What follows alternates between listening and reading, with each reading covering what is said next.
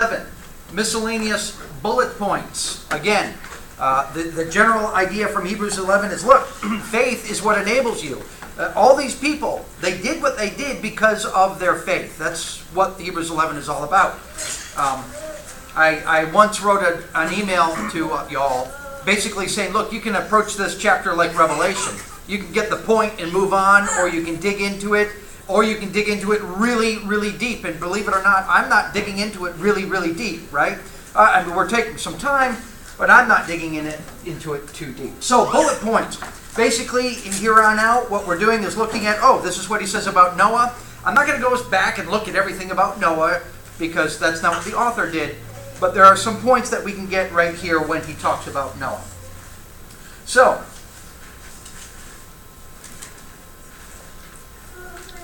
from verse 7, Hebrews chapter 11 and verse 7. By faith, Noah, being warned by God about things not yet seen. Remember, that's a major theme in this text. Look, faith allows you to see what is not really seeable. And because I see what's not seeable, I act a certain way. That is the theme of this. By faith, Noah, being warned by God about things not yet seen, in reverence prepared an ark for the salvation of his household, by which he condemned the world and became an heir of the righteousness which is according to faith. You could spend a series of sermons based on this or from this text. I'll just make 2 points. The act of faith condemns others. Compare, the queen of the south will rise up with the men of this generation at the judgment and condemn them, because she came from the ends of the earth to hear the wisdom of Solomon. And behold, something greater than Solomon is here. So Jesus is saying, look, the queen of the south went to listen to Solomon. I'm here, and you aren't even paying attention to me. By her act of traveling and listening, she's condemning you. The men of Nineveh will stand up with this generation at the judgment and condemn it, because they repented at the preaching of Jonah, and behold, something greater than Jonah. I'm standing right in front of you. You're not listening. That they repented, God will always be able to point to them and say, they did it. Why didn't you? And in their doing it, the faithfuls doing it, everybody else, the unfaithful, they're condemned. The act of faith saves others. So it said, Noah, being warned by God about these things not yet seen, in reverence prepared an ark for the salvation of his household, by which he condemned the world. Noah's actions were condemning the unbelieving and saving those of his family who believed. 1 Timothy 4:16 is like this. Pay close attention to yourself and to your teaching. Persevere in these things, for as you do this, you will ensure salvation for both yourself and for those who hear you. This passage assumes a certain amount of influence we have on those around us, on everybody around us, because there's only 2 categories, believing or unbelieving. And this passage assumes a certain amount of influence. You may even say a certain amount of influence, that is, impact. Our behavior impacts those around us. Can you think of any passages that say something like, you are the salt and light? Both of those imply or assume this is the role that you have. Yes, in your faith, you're saving yourself. Lord, save me. But while you behave the way you ought to behave, this is God's plan, right? So we have that song, Christ has no hands. What is it? We are the world's Bible. Where is that? I meant to look it up before. Where's we? W-E. We. Might just be the world's Bible. The world's Bible? 460. Yeah, that's the same one in the Brown Book, right? Okay, so 460. And what's all that about, right? We are the world's Bible.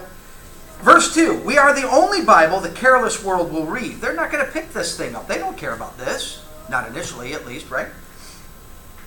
We are the sinner's gospel. We are the scoffer's creed. We are the Lord's last message given in word and deed. That's what all this is about. Does anybody know what comes next to this song? Say it again. What if the type is crooked? What if the print is blurred? The entire last line. What if our hands are busy with other things than his? And these aren't necessarily bad things. They're just not the right things. What if our feet are walking where sin's allurement is? What if our tongues are speaking of things his life would spurn? How can we hope to help him and welcome his return if the print is crooked? So we have an example of Noah being the salt of the earth, right? And that's what we need to do too. Comment or question, raise your hand. For clear thinking and continuity. Though not actually the first, compare Abel and Enoch at least, Noah's record contains the first reference in the Bible to someone being righteous. That's in Genesis chapter 6, verse 9. Now it is said that he walked with God, which is also said of who? Enoch, okay? But the word righteous and stamped on somebody, the first person that's stamped on is actually Noah. Hebrews 11:7 says that Noah, what did he do? Did he behave perfectly every time? No, but so he's like I am. How did he end up being righteous then? Well, here it tells us, and became an heir of the righteousness which is according to faith. Philippians 3 and 9 tells us how we now obtain righteousness. Philippians 3:9, Paul wants to be found in him, not having a righteousness of my own derived from the law, but that which is through faith in Christ, the righteousness which comes from God on the basis of faith. We could turn to these other passages. Romans 1, the gospel is for all, if I could paraphrase. In it, the righteousness of God is revealed from faith to faith is the way my version takes that. Yours will do something like that. Maybe a little bit confusing, but the idea is this. God delivered once for all the faith. In that text is what? How to receive the righteousness that God has. So my point in all this is continuity. How are we declared righteous? By faith. Is that new from the time of Christ? Not at all. Not at all. It's always been that way.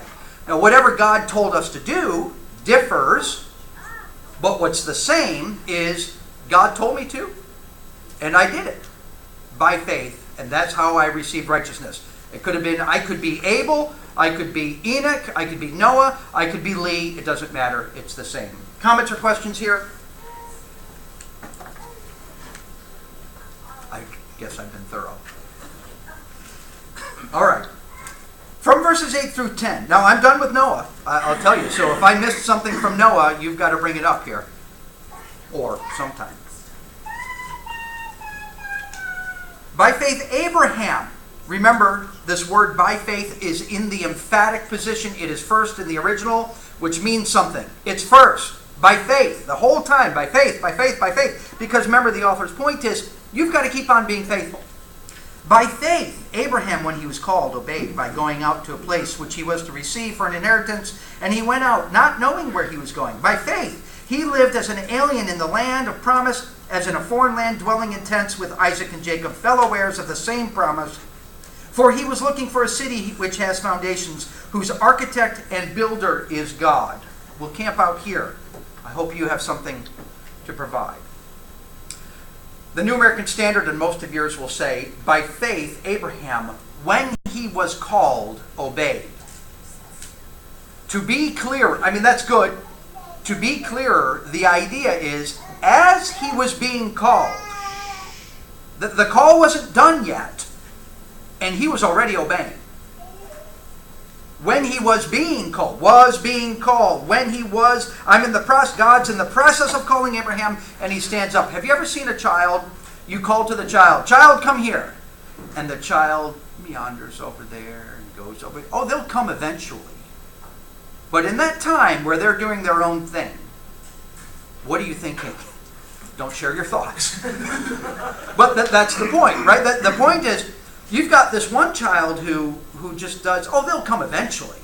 And then you've got Abraham, who, as he was being called, stood up. Now, not only that, it's spontaneous. That's what one man said. At the same time, he didn't even know what was going on. Not all of it. He knew enough that as it was being said to him, he reacted. Have you ever heard the child who you tell, don't do this, and the first thing they do is ask, whichever. Which is, okay, it's okay to describe to them, but the first thing the child needs to do is what? React obediently, right? Abraham, there are some of us, I won't do it until I understand it. Well, guess what? There's some things that are by faith. You'll never understand it, at least not until you've done it for a while, and then you realize, now I understand it, right? Comments? Abraham was always about to. I mentioned this the other day. I'm sorry to bring up a lot about tenses of verbs in this, but this is what the author is doing, okay? And it doesn't come out so clearly in English.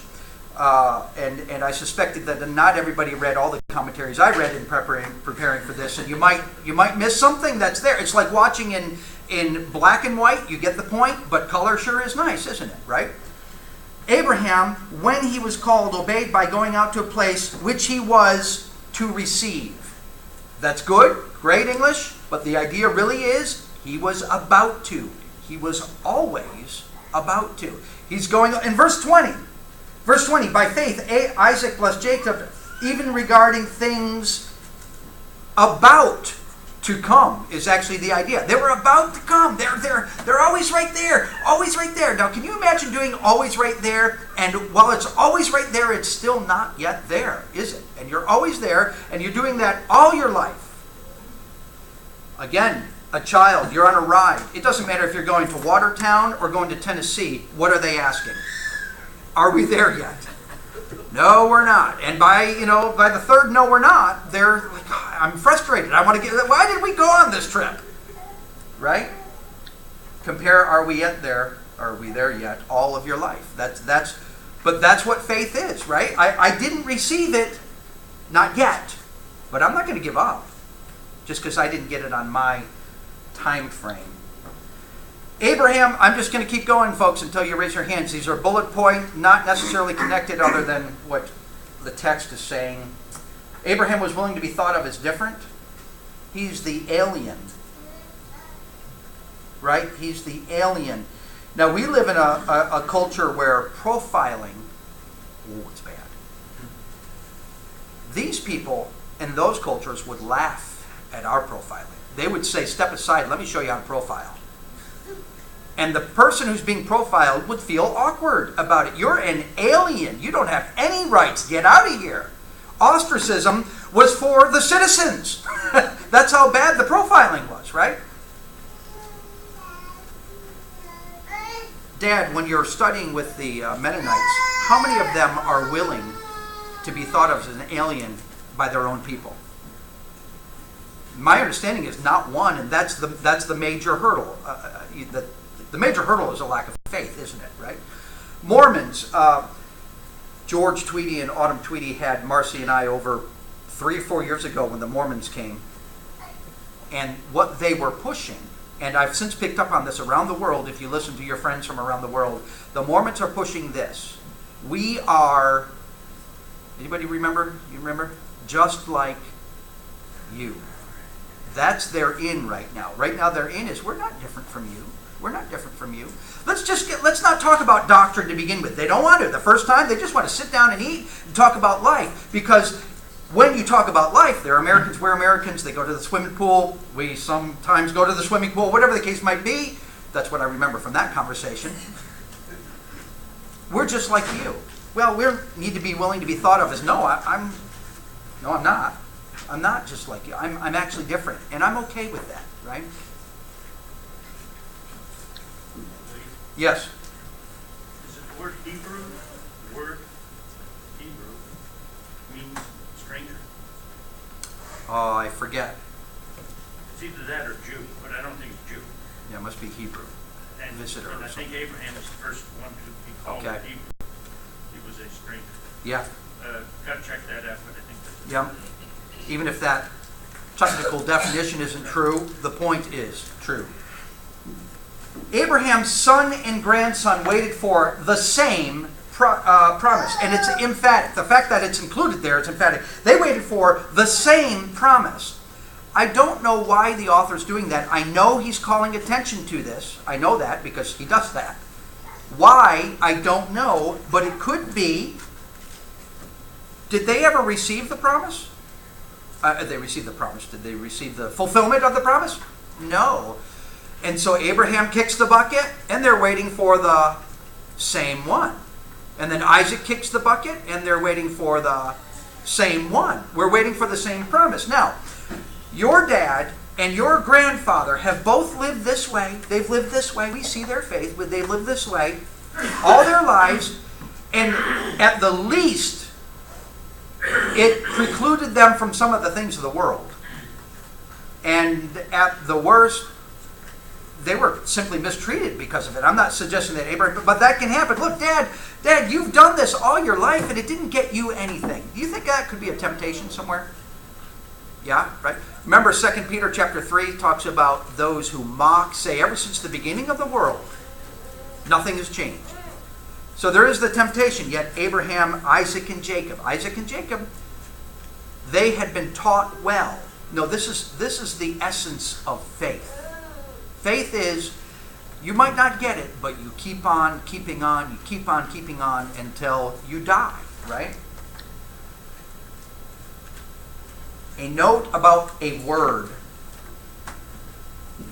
The architect and builder is God.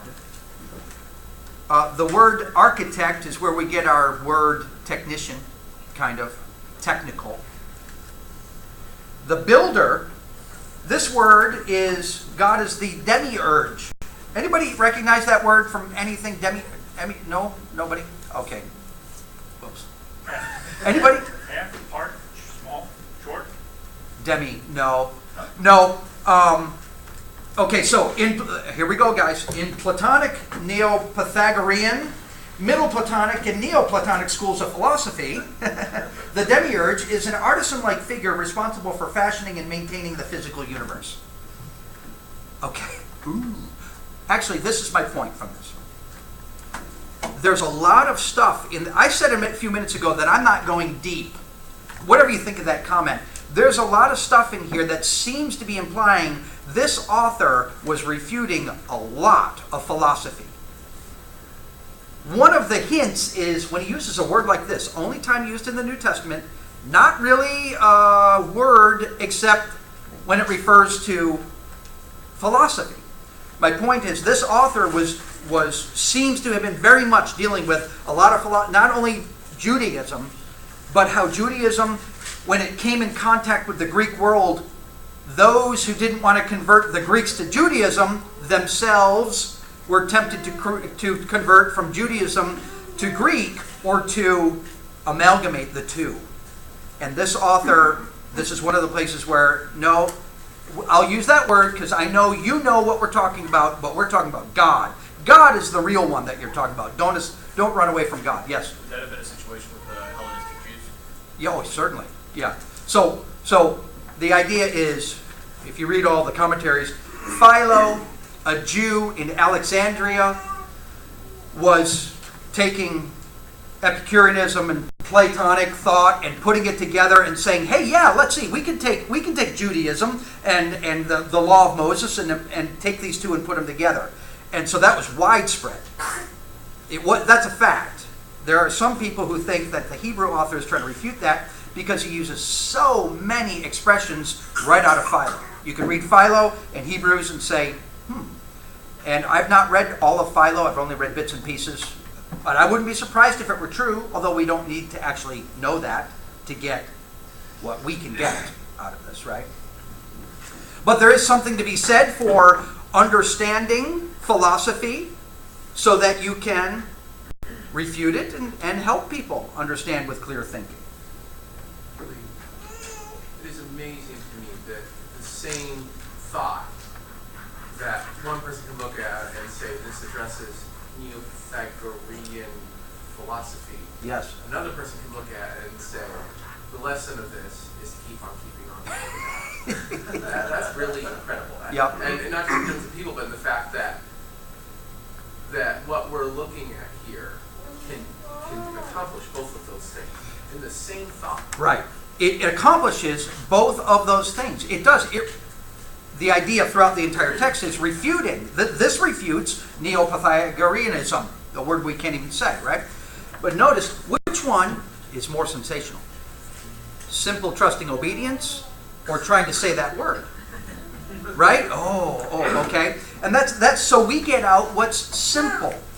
Because faith is simple. Jesus died for your sins. Now go live righteously. That's simple. And so that's where we stay. If you want to get any deeper, you got to talk to somebody besides me. From verses 11 through 12, I'm moving on. Part of my favorite text in here. Verse 11, by faith, Sarah herself received ability to conceive even beyond the proper time of life, since she considered him faithful who had promised. Therefore, there was born even of one man, and him as good as dead, at that, as many descendants as the stars of heaven in number, and innumerable as the sand which is by the seashore. Sarah herself, again, it's emphatic. Now, you remember the story of Sarah. When it relates to this promise to Isaac, was she like the stellar example of faith? She laughed. And that's after she already botched it by saying, here, have my handmaid. She laughed. But yet this text says, what? She believed. Now, she wasn't believing while she was laughing. Now, here's what's interesting. Here's the point. She went from laughing to believing. She changed. Husbands, you got a difficult wife? Wives, you got a difficult... Guess what can happen? Women, you're in this situation. You're dealing with a difficult one. Which is, by the way, 1 Peter chapter 3, right? My husband, Abraham, he can be difficult to submit to. Okay? So here, Sarah grew. Okay, so Sarah laughed. Do you remember the promise? Do you remember what was said? In a year. In 1 year, I'll be back. Sarah laughed. Now, let's say 365 days later, Isaac was born. In how much time did she go from unfaithfulness to faithfulness? 3 months. No more than 3 months. I'm pretty impressed by that. Because something shocked her into, yeah, when God says he'll do this for me, he'll do it for me. And she went from laughing to no more than 3 months later, believing. I want the shock. Give that. Maybe what the shock was what? Her laughing. How could you imagine if the Lord chastised you? You laugh in unbelief. Anybody here ever laugh in unbelief? Now, she was directly chastised by the Lord. I imagine that had some impact on her, right? Yeah, God is right. I made a mistake. She was humbled. I don't know if that's what happened, but that could have been what happened. Like Peter, Jesus looked at Peter after he... Right.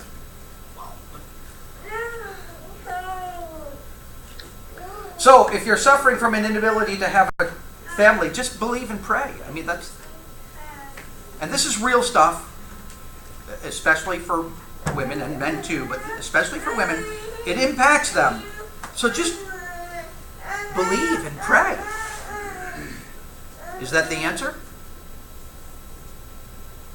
I have some smiles. My dad's shaking his head. No. Was it the answer for Sarah? Yes, for Sarah it was. Why?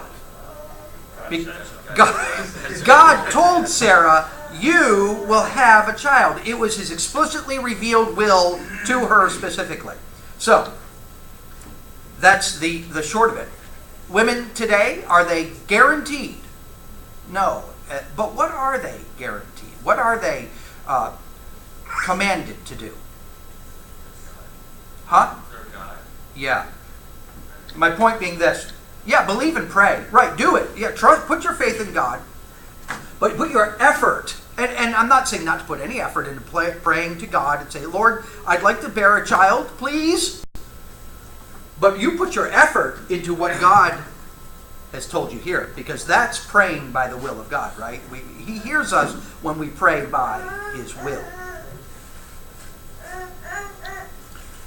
This is my favorite. Abraham benefited from having a believing wife. Read this, Hebrews 11.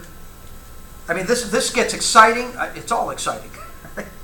By faith, Sarah herself received the ability to conceive. Verse 12. Therefore, there was born even of one man, and him as good as dead, what would become the Jewish nation. All by himself did he do that? No. With his believing wife. Somebody wrote, it needed a woman of faith to be wife of a believer as outstanding as Abraham. I like the idea, right? That's just as true. It needed a woman of faith to be a wife of a believer. That's how. That would not have been fulfilled. Maybe God would have done something else, but His plan was, you two believe in me, and that, working together, will produce the promise that I have given to you and the work that I want done. The results of a faithful team. Now, I'm not trying to emphasize the word team as in, teamwork, team play, we're all one big team, although that's true. I'm saying people working together. A faithful husband, a faithful wife, working together cooperatively. You're doing your part, I'm doing my part, we're both doing it in faith, and look what we could do together. I mean, I don't think it gets better than that here on this life. I just don't, I can't think of anything. And those of you who are in this situation, especially you've been in it for many years, living together as faithful man, faithful husband, faithful wife, doing the things, and you look back. I'm not saying that you went into it thinking we're a faithful team and we're going to come out of here and we're going to just do everything. But you look back and you say, wow, his faith working with my faith. Look what we've been able to do.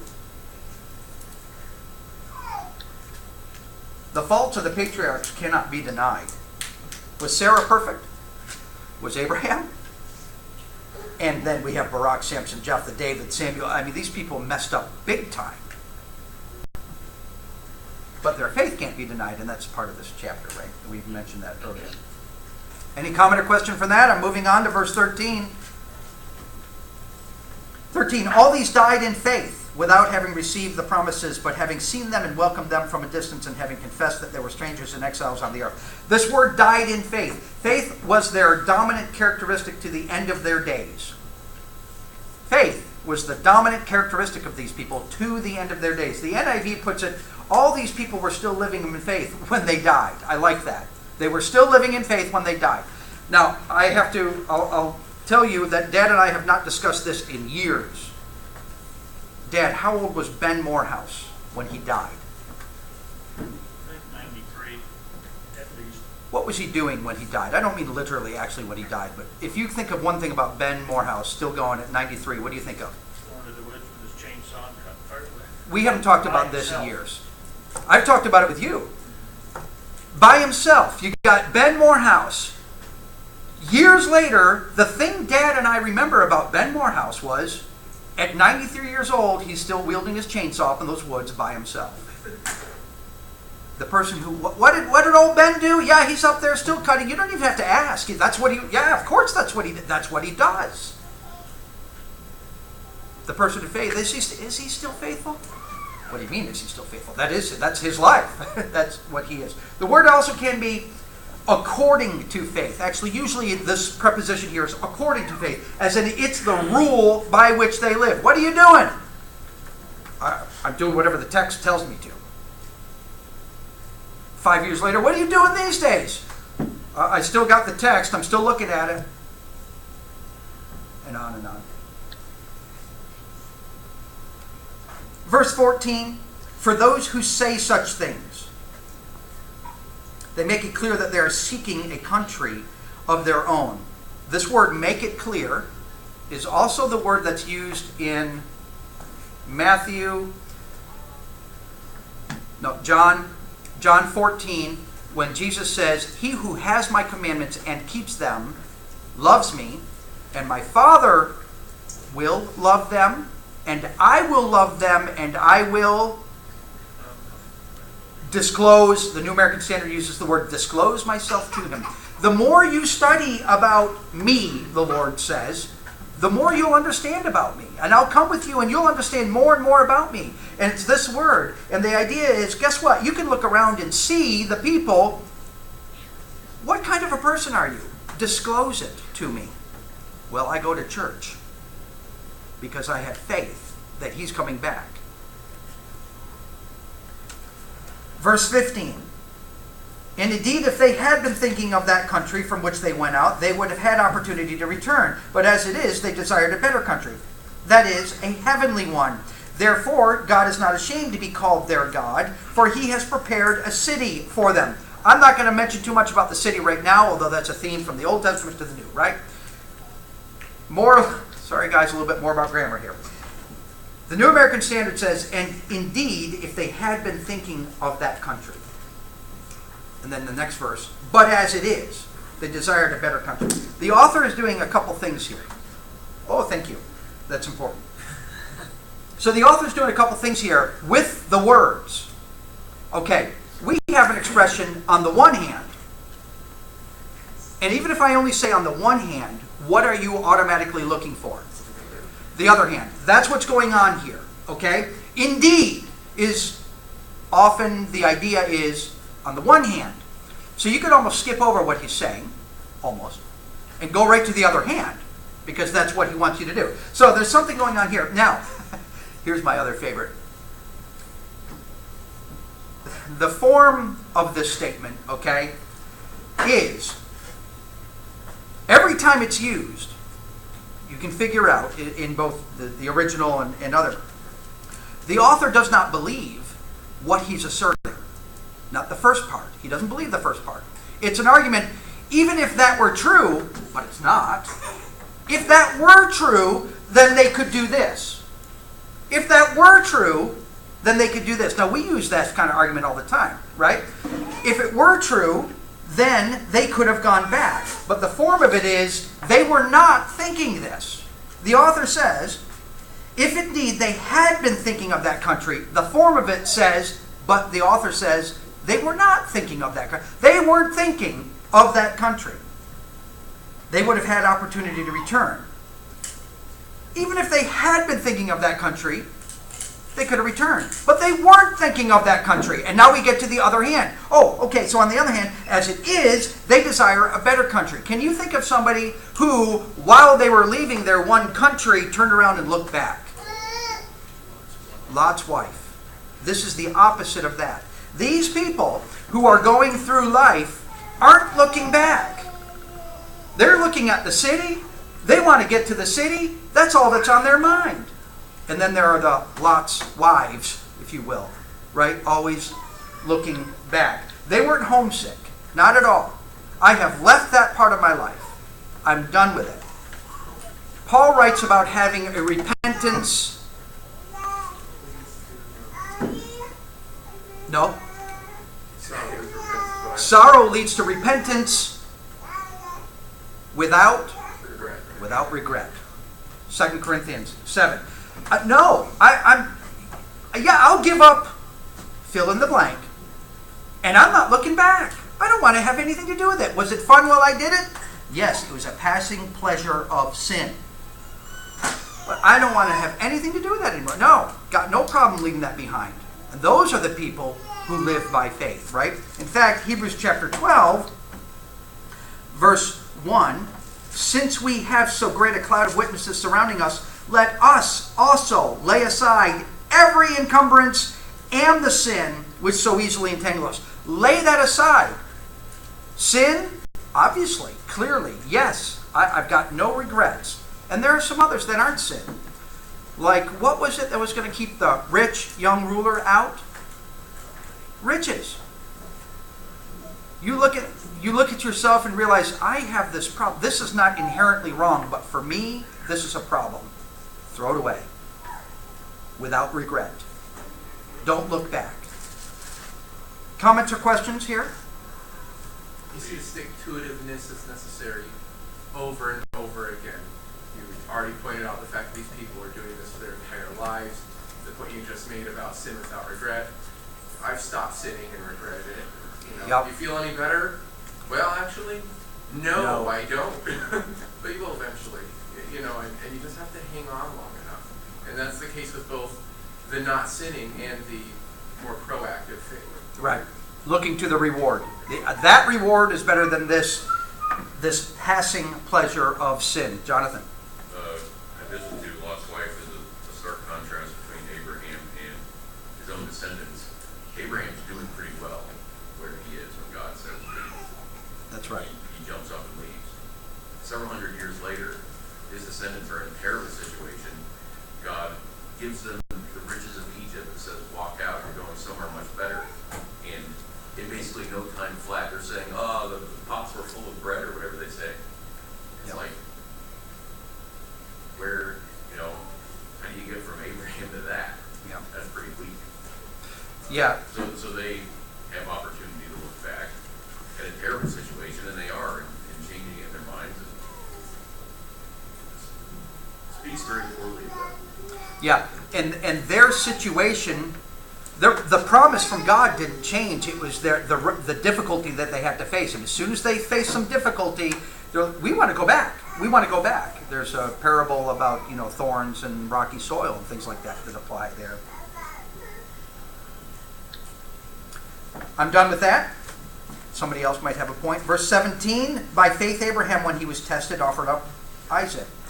And he who had received the promises was offering up his only begotten son. It was he to whom it was said, in Isaac your descendants shall be called. He considered that God is able to raise people even from the dead, from which he also received him back as a type. All right, I don't know if this is the last time I'm doing this to you, but there's more about the grammar here, okay? This is a complex sentence to read, actually. But the point I want to get at is right here. He was offering, okay? Somebody just said the drawn out. I use the word drawn out. Okay, by faith, having offered Isaac. It's a past act. I kind of want to skip this first part. Don't worry about this, although it's very, very wonderful. So the first part is Abraham, when he offered up Isaac, he did it by faith. That's the first part. And then he goes back. The author circles around and comes back to talk about the exact same thing from a different nuance. He wants to bring something else out. Even the only begotten, he continued offering. And the author's choice is to note the, my word, drawn outness of this offering. So Abraham is going along. He's going along. He's on the trip. That entire time he was offering this. Rick Duggan. The verbs, the tenses of the verbs, to emphasize the extended nature of the trial, or more accurately, he was trying to offer Isaac a deed that was as good as done in his mind. A couple thoughts here. He was trying to offer. The form of this verb, which is was offering in English here, is the same form as Paul, he who once persecuted us is now preaching the faith which he once tried to destroy. The form is implying that he wasn't able to, but he kept on trying. It's literally, if you want to be consistent, if he was offering, then he was destroying. Was Paul actually destroying the church? No. He was trying to destroy the church. To be somewhat consistent, he was trying to offer up Isaac. He was trying. Now, the idea, the emphasis is on this drawn out process. For several days, every second of the day. Who's he offering, by the way? Even his only begotten son. Who wants to do that? Now the question is, how did he do it? It's constantly on his mind. He's marching along. How did he do? How would you do it? What? That's the answer. How did Abraham? I mean, we can't imagine this request. That emphasizes how difficult it was. How did he do it? The answer is actually very simple. By faith. Actually, the first part is by faith. And by the way, what was he thinking? Do you remember what he said to his servants? On the way there, he says to his servants, We will come back. we will come back. What was he thinking? Here it tells us what he was thinking. That he considered God as able to raise people even from the dead, which is he also received him back as a type. So that's what he was thinking. He was thinking, look, God's going to raise him back from the dead. Now, he was a little confused about that, right? But how did he get through the trial? Thinking about the end of the trial. I know God is we're going to come back. So how am I getting through this painful experience? Did he dwell on the pain of the experience? Apparently not. Apparently he was dwelling on the outcome that will... Jesus does the same thing in chapter 12, verse 1. The end of it, we are to run with endurance the race that is set before us. How? Fixing our eyes on Jesus, the author and perfecter of faith, how did Jesus get through the cross? For the joy set before him endured the cross. It's not fun to go through the trial. It's not supposed to be. How do I get through it when I'm going through the trial? By faith, I think of what God's going to bring back to me, if you will, the reward. Ethan. This isn't an example of our life in general. I don't know what it is. I mean, if we focus on the everyday trials and things of this life and how tough it's going to be, we can get bogged down and lose our faith. And lose our salvation. If we keep our eyes on the prize that is set before us, if we keep our eyes on Jesus and thinking about what heaven's going to be like, and that's how we get through. Yeah, don't get bogged down in living faithfully. Don't get bogged down in concentrating and focusing only on the pain. Don't do it. Anybody else?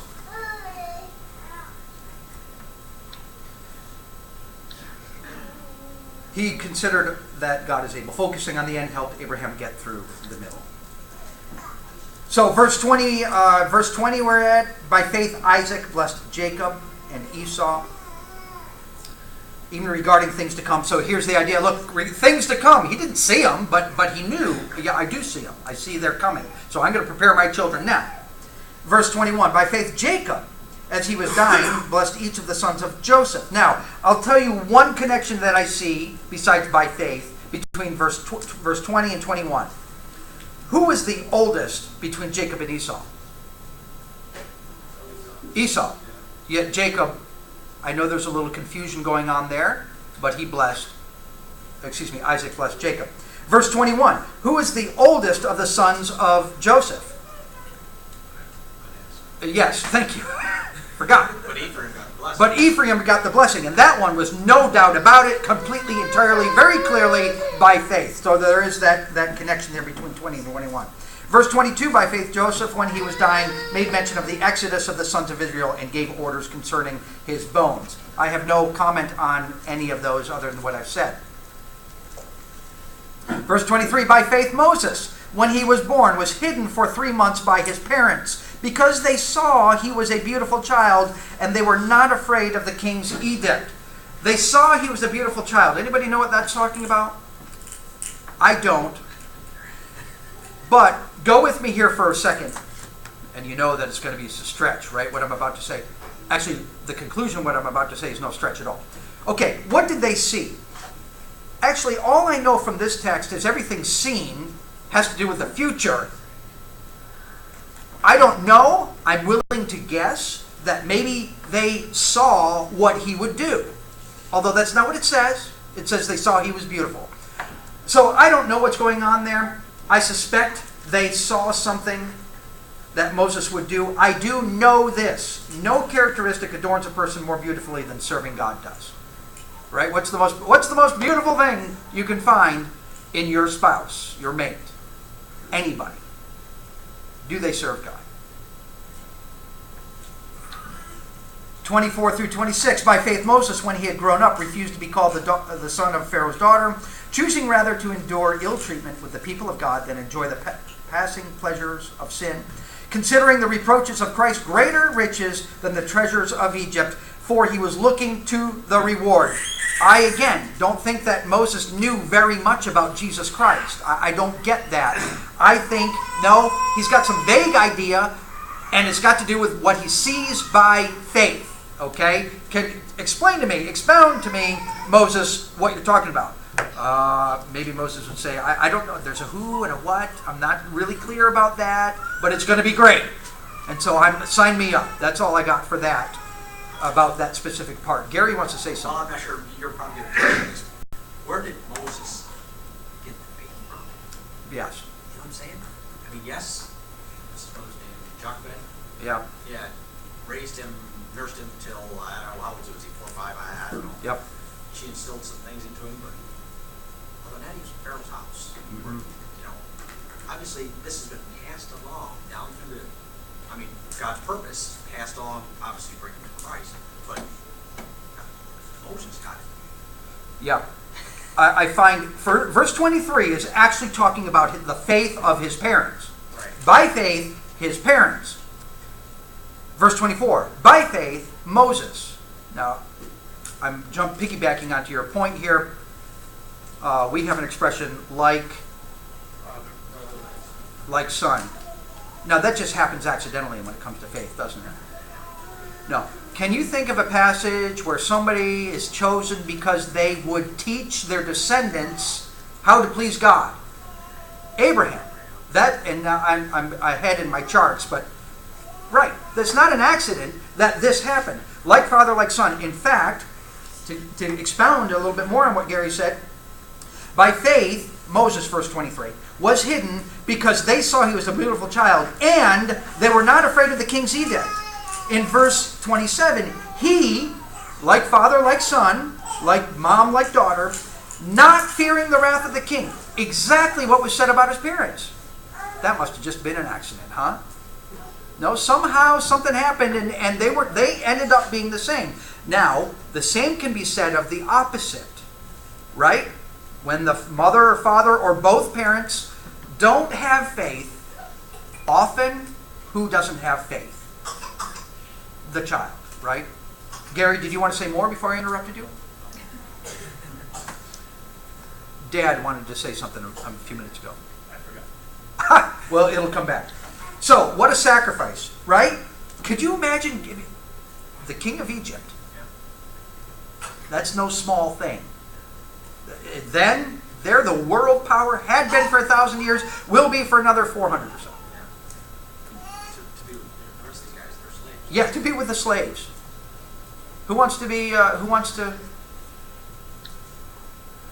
Okay, here we go again, guys. So the tense of the verb refused points to a specific act of choice. This is where I want to go.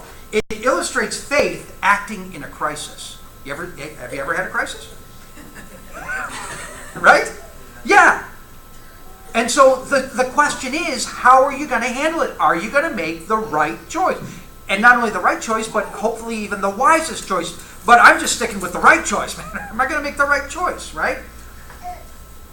Although it need not imply the absence of considerable premeditation. Yeah, he probably put some forethought to this. But really the focus is on when you're in the hot seat, what are you going to do? What the writer carefully notes is the quality of faith which could make a decision of this kind. I want it. Sign me up. This is strange and irrational, which seems ludicrous in a materialistic age. And he's talking about back then, not now. But part of the greatness of Moses was that he recognized that there were more valuable things in life than material treasures. The triumphing of the wicked is short, and the joy of the hypocrite is but for a moment. They are the passing pleasures of sin. At the same time, note that some sin is pleasurable. Don't mistake that, right? Some people are so far removed from it, or think they are, that they look at somebody else and say, how could they ever do that? Well, you might not understand it, and they might not understand something about you that you enjoy. But it is the Bible calls it. Comments or questions on this? I'm actually going to hover here for another... we'll finish out this section and then be done. Yeah, okay, we hover here, and we're done. verses 29 and 30. Yeah, I'm going to make this point real quick. Verses 29 and 30, by faith, they passed through the Red Sea. As though now we're going from Moses as an individual, we're going to the nation. By faith, they. Oh, I guess I did skip verse 27. You did skip 27. He left Egypt, not fearing the wrath of the king, for he endured as seeing him who is unseen. I will tell you, I do not think this is talking about the first time he left Egypt. I think this is talking about the second time he left Egypt. Even if it is talking about the first time he left Egypt, then apparently the faith he had overcome his fear. That's all I can say about that. The second time he left Egypt, do you remember? They're backed into the corner. Pharaoh's coming. They got the sea on the side. And what did they all want to do? They wanted to go back. That's what Jonathan was, one of the passages he's referring to. And what did he say to them? Do not fear. That's the word. Now, when they left, the second time is when they kept the Passover. By faith, he kept the Passover. So I believe that verse 27 and 28 go hand in hand together. And I'm content with that. I don't think you can make an argument stronger the other way. Whatever it is, by faith, he did it. And we got the point, right?